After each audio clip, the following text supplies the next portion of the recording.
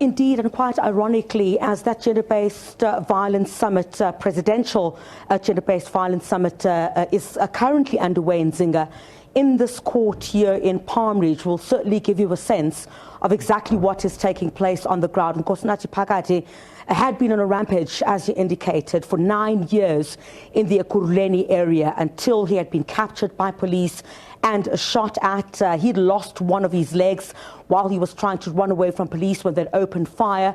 And, he limped up into court here this morning, didn't seem really sympathetic about what he had done. He pleaded guilty yesterday, and that guilty plea statement that was read out in court this morning is, I think, going to be unusable for many media houses due to the graphic nature detailing exactly what he did, from dragging women into secluded areas, forcing them to take off their clothes, raping them, young children, raping them as well, entering the homes of people, pretending to be an electrician or wanting to fix a geyser, and basically, luring women, unsuspecting women to certain areas where he would then take advantage of them and rape them. So the details of what we heard inside this court here this morning really testimony to why there needs to be a credence to the voices that are being heard at that particular summit, the presidential summit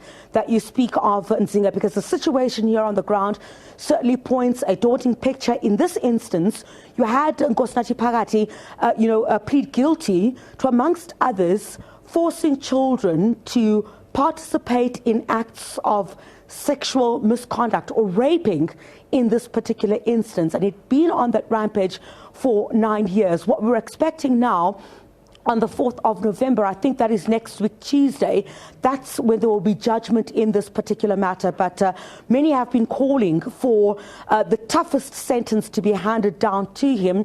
While none of the victims were inside court here this morning, we're expecting some of them to make their way to court during that day on judgment on the 4th of November. But who was inside court is Cheryl Dlamini, who is with the Department of Community Safety. She joins us now representing the community. Cheryl, quite shocking what we've heard in that guilty plea statement, where you can see horrible acts of violence had been perpetrated against women who would possibly most never recover from such heinous crimes. Yeah, it's true, Chriselda. Like I was saying, you can't come back from this. The nature of what we had today it's very gruesome. And you don't even understand how a person continues to put our community under siege, and also children, particularly children, because when you look into the number, the age group that he was targeting, from the youngest 9, that on its own for me is a shocker.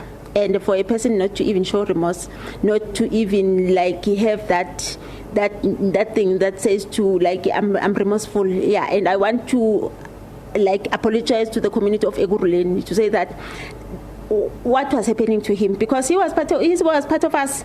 I'm also from Ekurhuleni, and some of the addresses are next to my own house.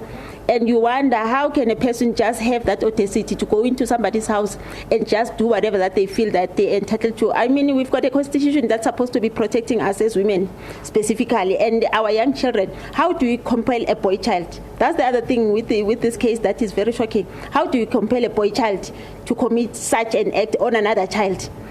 Do we think we're going to have an okay community out there? Our community is traumatized. I don't even see how these children are coping at this current stage, because they haven't even seen him since when he was arrested. He's always putting a whatever clever mask or whatever mask, so the identity to them is still unknown. Like he deserves to show his face so that maybe they can start piecing whatever pieces for them to start making sense of whatever that happened to them. Yeah, but yeah, it's bad. Judgment is next week, Tuesday. That's the 4th of November. 8th. We are coming on the 8th. Coming back on the 8th. Thank you very much for that. On the 8th of November. Yeah. That is when we are coming back. And what would you want to see happen in this instance? Many have been saying he shouldn't have to get to see the outside of a jail, ever. Which is so true. Yeah, he needs to go. He needs to be kept away from the community, but also that on its own doesn't give any reprieve for the trauma that he's caused. Yes, he's going to be in prison. He's going to be entitled to whatever rights that he's got. He's going to continue as if nothing has happened. We've got a wounded community. So whatever life sentences that the judge is going to hand over him, yeah, it's neither here nor there. There's nothing that is going to be done to make peace to all these victims unless he says something. Like I'm always saying that perpetrators, like they owe victims. That part where you say that I'm sorry because you're just a vulnerable person just walking on the street. I mean, these children were just playing on the street. Somebody just grabs you just like that. How do you expect a 9-year-old to protect themselves against a person like this?